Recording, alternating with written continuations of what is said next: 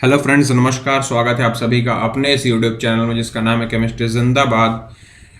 काफ़ी ज़्यादा समय हो चुका है पिछले वीडियो को आए हुए, और पिछले पॉडकास्ट से इस पॉडकास्ट के बीच का ड्यूरेशन भी काफ़ी ज़्यादा हो गया। So I am really sorry for that. मैं भी अपनी पढ़ाई में बिजी था और कॉलेज में बहुत ज़्यादा हेक्टिक शेड्यूल हो जाता है, जिस वजह से मैं कोई भी पॉडकास्ट या फिर कोई भी दूसरा स्टडी रिलेटेड वीडियो बना नहीं पाया। बट काफ़ी ज़्यादा डिमांडेड पॉडकास्ट को लेकर के मैं आज आया हूँ। इस पॉडकास्ट के लिए काफ़ी सारे मेरे पास कमेंट्स में रिक्वेस्ट आए, तो डी एंड एफ ब्लॉक था वो चैप्टर। तो चलिए बिना आपका ज़्यादा टाइम वेस्ट किए हुए शुरू करते हैं आज का अपना पॉडकास्ट, जो कि है डी एंड एफ ब्लॉक के ऊपर। तो डी ब्लॉक के बारे में जैसा कि आप सभी जानते हैं कि इसमें आपका जो पीरियोडिक टेबल है उससे ग्रुप 3 से लेकर के 12 तक के एलिमेंट्स को डी ब्लॉक में इंक्लूड किया गया है। और इसमें 4 लंबे लंबे पीरियड्स होते हैं, 4 लॉन्ग पीरियड्स होते हैं। वहीं पे जो एफ ब्लॉक है उसमें 4f और 5f ऑर्बिटल्स जो हैं वो प्रोग्रेसिवली फिल्ड होते हैं। डी ब्लॉक को अपन ट्रांजिशन मेटल्स कहते हैं और एफ ब्लॉक एलिमेंट्स को अपन इनर ट्रांजिशन मेटल्स भी कहते हैं। मेनली जो 4 सीरीज होती हैं ट्रांजिशन मेटल्स की वो 3D, 4D, 5D और 6D सीरीज होती हैं। और जो एक्टीनियम और RF से लेकर के CN तक के जो एलिमेंट्स हैं वो एलिमेंट्स को भी इसमें इंक्लूड किया जाता है। 2 सीरीज होती हैं इनर ट्रांजिशन एलिमेंट्स की, जो कि होती हैं 4f और 5f, और इनको अपन लेंथेनॉइड्स एंड एक्टिनॉइड्स कहते हैं रिस्पेक्टिवली। जो ट्रांजिशन मेटल का नाम है वो डी ब्लॉक को इसलिए मिला क्योंकि इनकी जो केमिकल प्रॉपर्टीज़ थी वो ट्रांजिशनल थी, यानी कि एस और पी ब्लॉक के एलिमेंट्स की जो केमिकल प्रॉपर्टीज़ हैं उनके बीच में थी। इस वजह से इसका नाम पड़ा है ट्रांजिशन मेटल्स। और IUPAC के हिसाब से, अगर आप IUPAC नॉमेनक्लेचर को ध्यान दें तो उसके हिसाब से अपन उन सभी चीज़ों को मेटल कह सकते हैं, उन सभी एलिमेंट्स को मेटल कह सकते हैं जिनमें इनकम्प्लीट डी सबशेल हो, या तो न्यूट्रल एटम में या फिर आयनिक फॉर्म में। तो जो जिंक, कैडमियम और मर्क्यूरी हैं यानी कि ग्रुप 12 के लास्ट एलिमेंट्स, उनका फुल D10 कन्फिगरेशन होता है ग्राउंड स्टेट में भी और आयनिक स्टेट में भी या फिर कॉमन ऑक्सीडेशन स्टेट्स में भी। इसलिए उनको अपन ट्रांजिशन मेटल्स नहीं मानते हैं। ये बहुत ही इंपॉर्टेंट पॉइंट था जो कि मैंने आपको बता दिया। कुछ प्रीशियस मेटल्स हैं जैसे कि सिल्वर, गोल्ड, प्लेटिनम, और कुछ इंडस्ट्रियली इंपॉर्टेंट मेटल्स हैं जैसे कि आयरन, कॉपर और टाइटेनियम। ये सारे के सारे ट्रांजिशन मेटल सीरीज को बिलोंग करते हैं। अब अपन आ जाते हैं अपने काम की बात में ट्रांजिशन एलिमेंट्स में। डी ब्लॉक में पोजीशन के बारे में अपन सभी को पता है कि ये एस और पी ब्लॉक्स के बीच में पाए जाते हैं पीरियोडिक टेबल में। इलेक्ट्रॉनिक कन्फिगरेशन की अगर बात की जाए डी ब्लॉक एलिमेंट्स में, तो जो जनरल इलेक्ट्रॉनिक कन्फिगरेशन होता है वो आपका होता है n-1। डी में 1 से लेकर 10 इलेक्ट्रॉन्स तक हो सकते हैं और ns1 से 2 इलेक्ट्रॉन्स हो सकते हैं। काफ़ी सारे एक्सेप्शंस यहाँ पर देखने को मिलते हैं क्योंकि बहुत ही लिटिल एनर्जी डिफरेंस होता है n-1 डी और ns ऑर्बिटल्स के बीच में। हाफ और कम्प्लीटली फिल्ड जो ऑर्बिटल्स होते हैं वो रिलेटिवली ज़्यादा स्टेबल होते हैं, और इसी चीज़ का जो कंसिक्वेंस है वो अपने को रिफ्लेक्ट होता है क्रोमियम और कॉपर के कन्फिगरेशन में, जो कि 3D सीरीज के मेंबर्स हैं। क्रोमियम का 3D 5 और 4s1 कन्फिगरेशन होता है, वहीं पर जो कॉपर है उसका कन्फिगरेशन 3D 10 और 4s1 देखने को मिलता है। इलेक्ट्रॉनिक कन्फिगरेशन जो है जिंक, कैडमियम, Hg और CN के, उसको अपन जनरल फार्मूला n-1 D10 और ns2 से रिप्रेजेंट कर सकते हैं, और इस वजह से इनको अपन ट्रांजिशन एलिमेंट्स की तरह रिगार्ड नहीं करते। Very important point again. Ions जो हैं Dn कन्फिगरेशन के, n में यहाँ पर वैल्यू आपकी 1 से 9 तक हो सकती है, उसमें पार्टली फिल्ड d ऑर्बिटल्स होते हैं, और ये काफ़ी सारी कैरेक्टरिस्टिक प्रॉपर्टीज़ को शो करते हैं जैसे कि वैरायटी ऑफ ऑक्सीडेशन स्टेट्स हो गए, कलर्ड आयंस का फॉर्मेशन हो गया, कॉम्प्लेक्स फॉर्मेशन में एंट्री करना हो गया वैरायटी ऑफ लिगेंड्स के साथ। ट्रांजिशन मेटल्स और इनके जो कंपाउंड्स होते हैं ये भी कैटालिटिक प्रॉपर्टी को शो करते हैं और पैरामैग्नेटिक बिहेवियर दिखाते हैं। अगर कोई क्वेश्चन आपसे पूछ ले कि स्कैंडियम जो है ट्रांजिशन एलिमेंट है लेकिन जिंक क्यों नहीं है, तो इसका आंसर यही होगा कि जो इनकम्प्लीटली फिल्ड 3D ऑर्बिटल्स हैं स्कैंडियम के केस में वो ग्राउंड स्टेट में देखने को मिलता है, लेकिन जो जिंक एटम है उसका कम्प्लीटली फिल्ड d ऑर्बिटल होता है, चाहे वो ग्राउंड स्टेट की बात हो या फिर ऑक्सीडाइज्ड स्टेट की बात हो। इसलिए उसको अपन ट्रांजिशन मेटल या फिर ट्रांजिशन एलिमेंट नहीं कह सकते। जनरल प्रॉपर्टीज़ की अगर बात करें डी ब्लॉक एलिमेंट्स में, तो सबसे पहले फिजिकल प्रॉपर्टी आती है, और ये सारे के सारे जो हैं ये टिपिकल मेटेलिक प्रॉपर्टीज़ को शो करते हैं। इसमें हाई टेंसाइल स्ट्रेंथ होती है, high ductility, malleability, high thermal and electrical conductivity देखने को मिलती है, मेटेलिक लस्टर शो करते हैं ये। अगर जिंक, कैडमियम, Hg और मैंगनीज को छोड़ दिया जाए तो इसमें एक या एक से ज़्यादा मेटेलिक स्ट्रक्चर देखने को मिलता है नॉर्मल टेम्परेचर्स में। ट्रांजिशन मेटल्स, और जब भी मैं बात करूँ ट्रांजिशन मेटल्स की, तो आपको जिंक, कैडमियम और Ag को एक्सेप्ट कर देना है, यानी कि उनको हटा देना है। तो जो ट्रांजिशन मेटल्स हैं वो बहुत ज़्यादा हार्ड होते हैं और इनकी वॉलेटिलिटी बहुत ज़्यादा कम होती है। मेल्टिंग एंड बॉइलिंग पॉइंट्स इनके हाई होते हैं।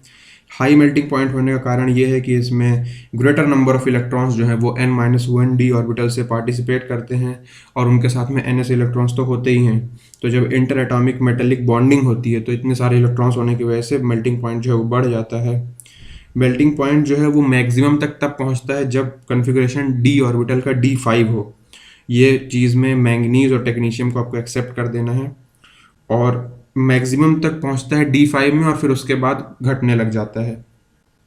इनकी जो इंथैल्पीज ऑफ एटोमाइजेशन होती हैं वो भी काफ़ी ज़्यादा हाई होती हैं, और जो मैक्सिमा है वो मैक्सिमा तब पहुंचता है जब हर एक सीरीज़ के अपन मिडिल में पहुंचते हैं, और ये इस चीज़ को इंडिकेट करता है कि एक अनपेयर्ड इलेक्ट्रॉन जो है पर डी ऑर्बिटल वो पर्टिकुलरली फेवरेबल है स्ट्रॉन्ग इंटर एटॉमिक इंटरेक्शन के लिए।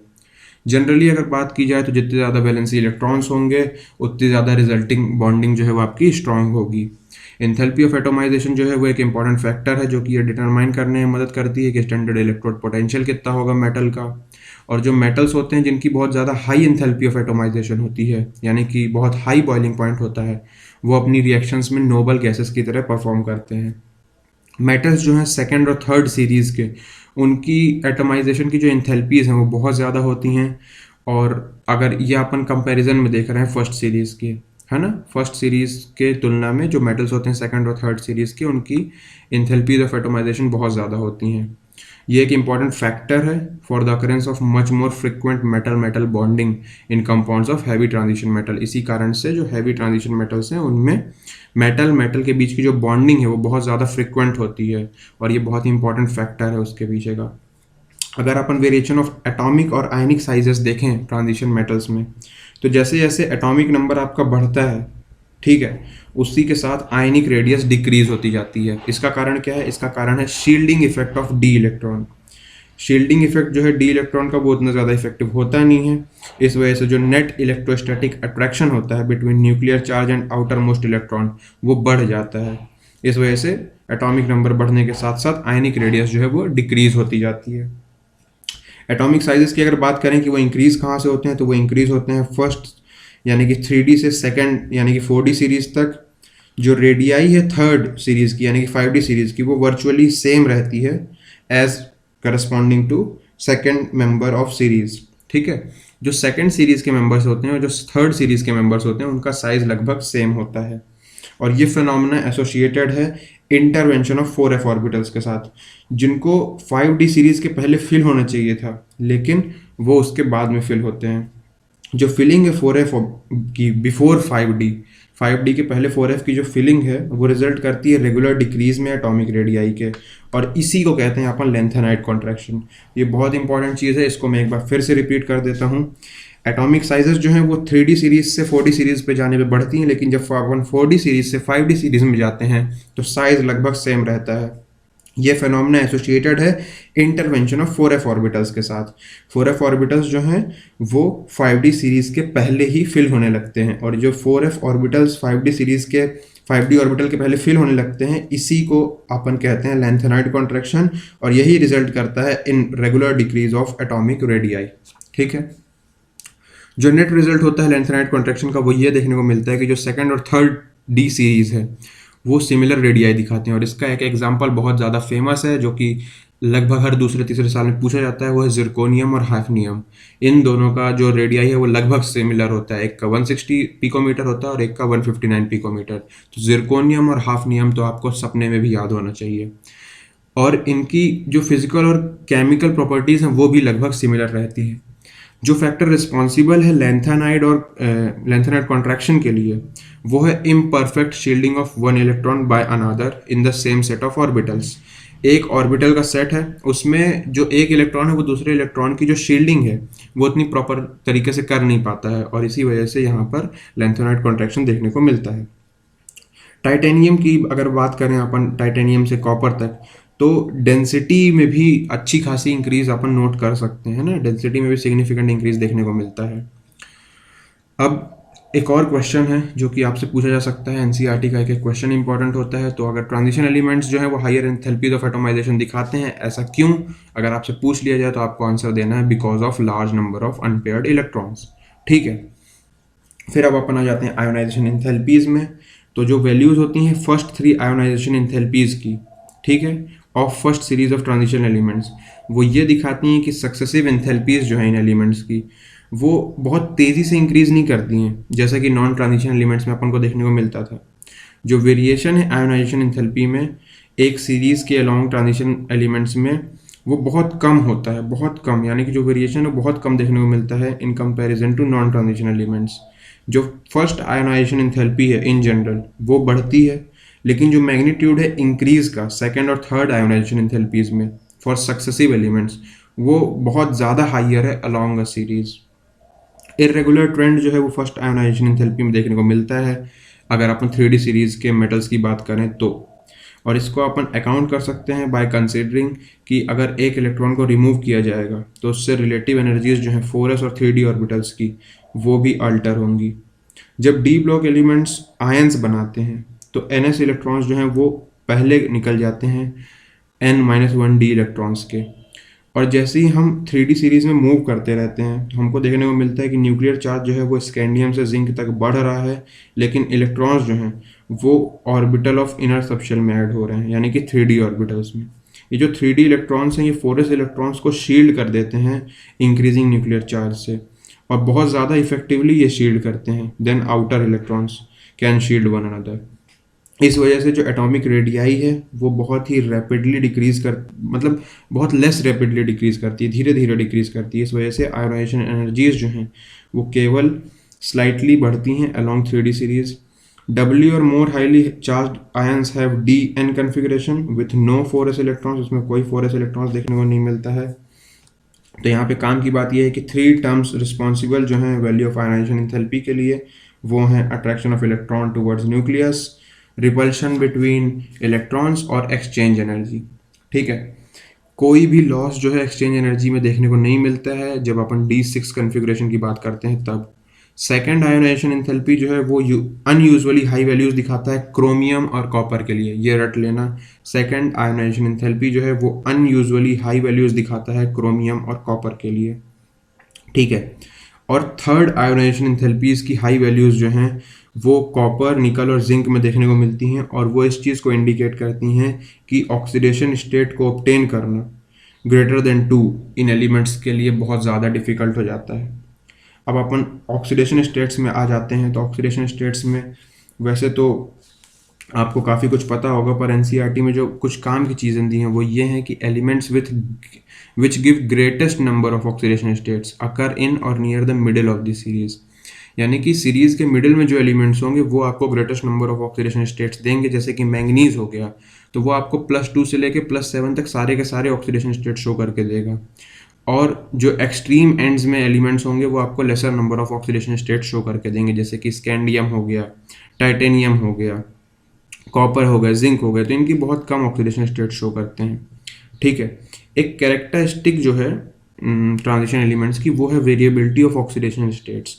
तो वो क्यों होता है? वो होता है due to incomplete filling of D orbitals.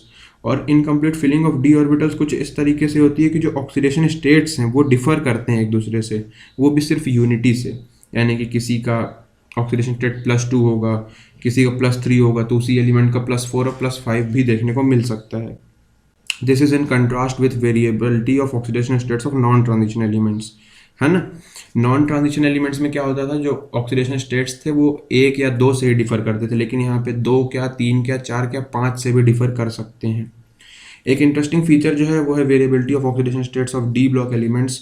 वो अपने को तब नोटिस करने को मिलती है जब अपन ग्रुप 4 से ग्रुप 10 तक जाते हैं। ठीक है, हालांकि पी ब्लॉक में जो लोअर ऑक्सीडेशन स्टेट्स थे वो फेवर किए जाते थे हैवियर मेंबर्स के द्वारा, जिसको अपन इनर्ट पेयर इफेक्ट कहा जाते थे। लेकिन यहाँ पर डी ब्लॉक एलिमेंट्स में अपोजिट चीज़ जो है, यानी कि उसका उल्टा जो है वो देखने को मिलेगा।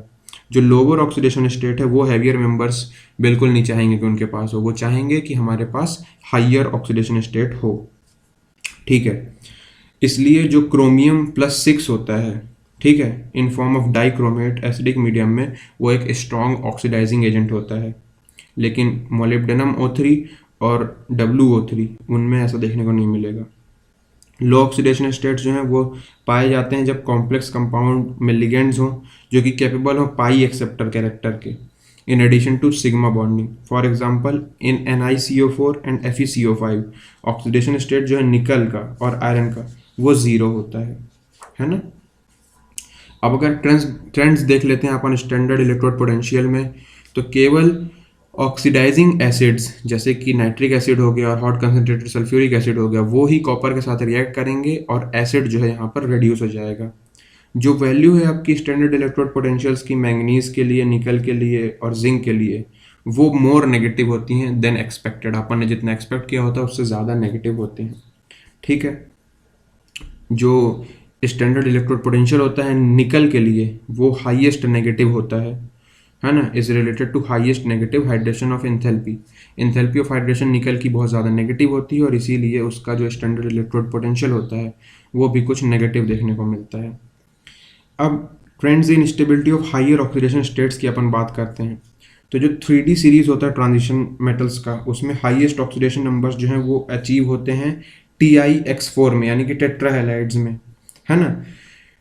VF5 में और CrF6 में भी ये चीज़ देख सकते हैं। जो +7 स्टेट होता है मैंगनीज का वो सिंपल हैलाइड्स में रिप्रेजेंट नहीं होता है, बट MnO3F ये बहुत इंपॉर्टेंट है, बहुत इंपॉर्टेंट है ये MnO3F। MnO3F जो है उसको अपन जानते हैं, और ये जो है तो यहाँ पे मतलब मैंगनीज के अलावा कोई भी ऐसा मेटल नहीं है जिसका ट्राई हैलाइड हो एक्सेप्ट FeX3 एंड COF3, है ना। तो MnO3F नाम का कंपाउंड एग्जिस्ट करता है और ये क्वेश्चन पूछा जाता है। एबिलिटी जो है फ्लोरीन की to stabilize highest oxidation state, वो या तो अपन मान सकते हैं हाई लैटिस एनर्जी की वजह से होती है या फिर हाइयर बॉन्ड एंथैल्पी की वजह से होती है, जहाँ पे हाइयर कोवेलेंट कंपाउंड्स देखने को मिलते हैं अपने को, for example VF5 and CrF6। हालांकि वेनेडियम +5 में जो है उसको अपन VF5 से ही रिप्रेजेंट कर सकते हैं, दूसरे हैलाइड्स इसके होते नहीं हैं। लेकिन अनादर फीचर जो है फ्लोराइड्स का वो है उनकी इनस्टेबिलिटी इन लो ऑक्सीडेशन स्टेट्स। लो ऑक्सीडेशन स्टेट्स में वो उतने ज़्यादा स्टेबल होते नहीं हैं। तो ठीक है फ्रेंड्स, ये एक पार्ट हो गया। मैं नेक्स्ट पार्ट में बाकी की जो प्रॉपर्टीज़ हैं उनको कवर करूँगा, और आपके जो कंपाउंड्स बच गए हैं D ब्लॉक के उनको भी कवर करूँगा, और जो F ब्लॉक है वो भी छोटा सा है तो उसको भी मैं नेक्स्ट पॉडकास्ट में कवर कर दूँगा। तो टिल देन पढ़ते रहिए, रिवाइज करते रहिए। आई थिंक आपको जो पॉडकास्ट हैं काफ़ी ज़्यादा हेल्पफुल हो रहे होंगे, तभी आप लोगों ने D एंड F ब्लॉक की काफ़ी ज़्यादा डिमांड करी थी। तो प्लीज़ इसको शेयर करना ना भूलें अपने दोस्तों के साथ, अपने फ्रेंड्स के साथ। अगर आपको अच्छा लगा है तो प्लीज़ सब्सक्राइब करें चैनल को, बाकी का कंटेंट देखें अगर आप पहली बार आए हैं। वीडियो को अगर आप लाइक कर देते तो पता चलता है हमको कि हमारा कंटेंट आपको अच्छा लग रहा है। So stay healthy, stay safe, पढ़ाई करते रहिए, stay motivated and keep supporting. Thank you. मिलते हैं नेक्स्ट पॉडकास्ट में।